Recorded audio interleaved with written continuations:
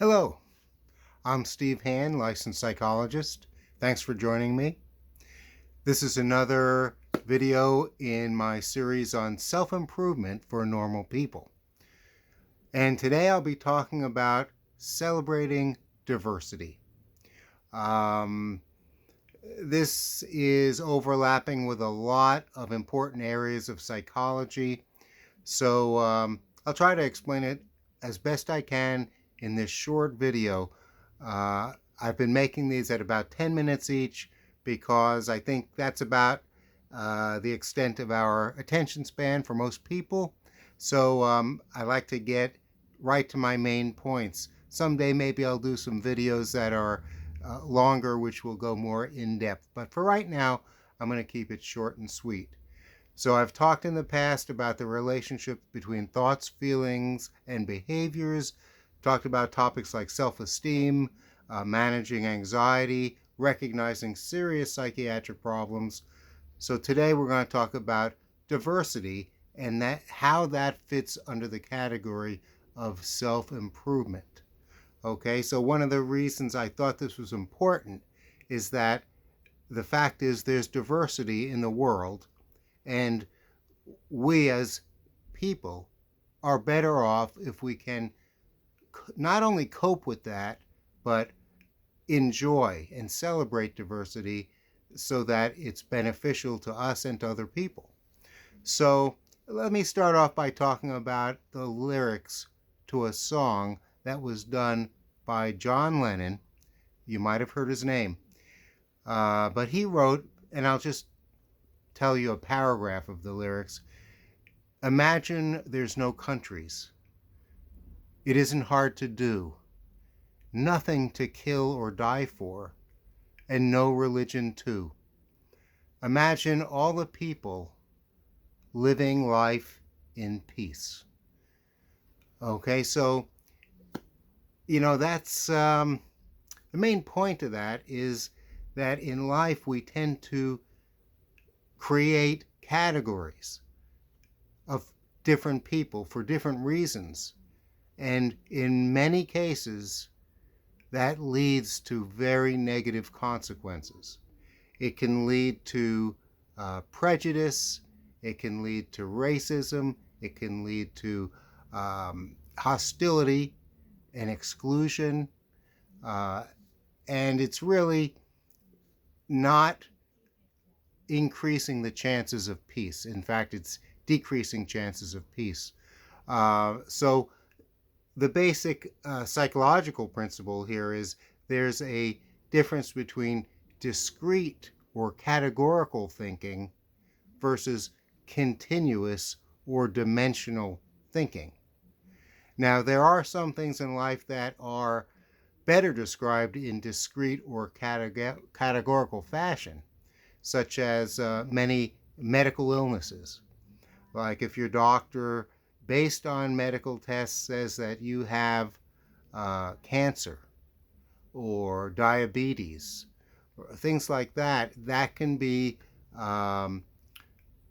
proven. There's evidence for that, and it's clear. It's not one way or the other, and maybe there are times that there's not a certain degree, but oftentimes there is a severity that can be explained. But more often than not, in most areas of life, it's a continuous or there's a degree of something. For example, in psychiatry, we have a manual called the Diagnostic and Statistical Manual of the American Psychiatric Association. And we have all these diagnoses. And most people, when they describe their symptoms, they don't fit neatly into these categories.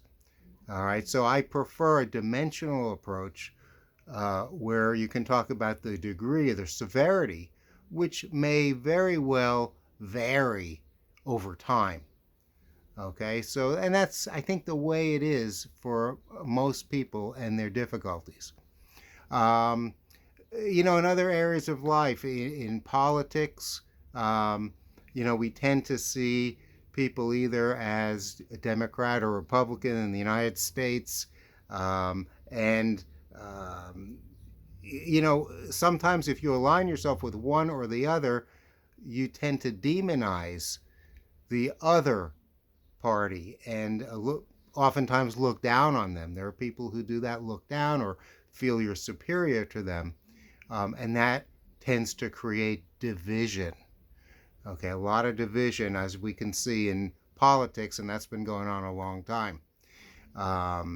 In religion, this is a classic example. This has been going on for centuries, thousands of years, and this type of feeling that other people different than me, are bad and should be treated in a harsher manner, has led to countless murders.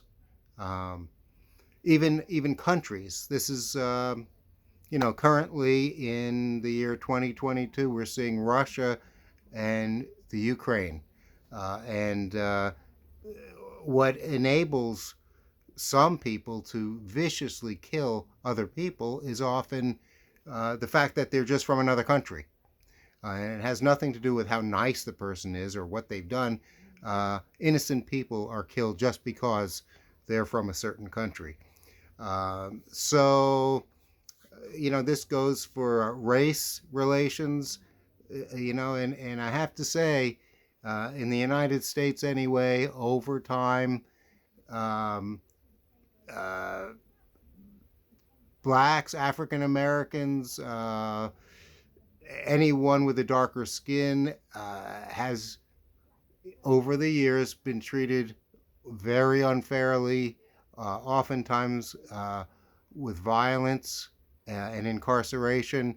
And it's up to, especially, I think, white men to come around and make sure that everyone's treated equally, regardless of race, religion, nationality, gender, and other factors. We're all equal, and I've said this before. It's psychologically important for us and for other people to feel that we are equal and to believe we're equal. So, you know, I think the effects of our language, pronouns, related to gender, for example, are help determine our behavior toward each other. And this is something that's come up recently, the last few years, about people who are transgender. You know, I was at a workshop a few years ago about how all the different names that psychiatrists and psychologists give to people who don't have traditional gender or gender preference. And I was thinking, what if we didn't even have the concept of gender? What if we didn't distinguish male versus female and try to fit everyone in one of those two categories? Because there are people who don't feel strongly either way. I think we're very much influenced by what's happened long ago. And for centuries, we had a certain way of thinking. And when you get used to that thinking of it, a person's got to be male or female, or a person has to have a certain sexual preference, then you get locked into that thinking, and you get you even demonize people who do not fit that. There was once on Saturday Night Live, this was about 30 or 40 years ago, a character named Pat, who did not appear to be either male or female. It was in the middle, and they joked about it, and it was funny at the time. But really, there are people who are like that. They don't really clearly identify with either male or female. So I encourage you to seriously think about what's wrong with that. Okay, why do they have to choose, and why do we have to have that as being so important? Why can't we just say, okay, that's their issue, and it's not has nothing to do with me. I can identify myself any way I want. It's a freedom that you have, and it's not necessarily a problem.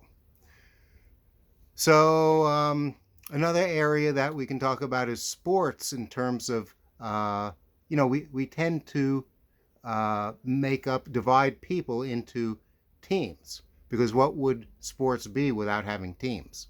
So it's kind of a paradox. On the one hand, I'm talking about eliminating or reducing the importance of categorizing people. But on the other hand, I admittedly like sports. It makes it exciting to have different teams. Without teams, I don't think you'd have sports.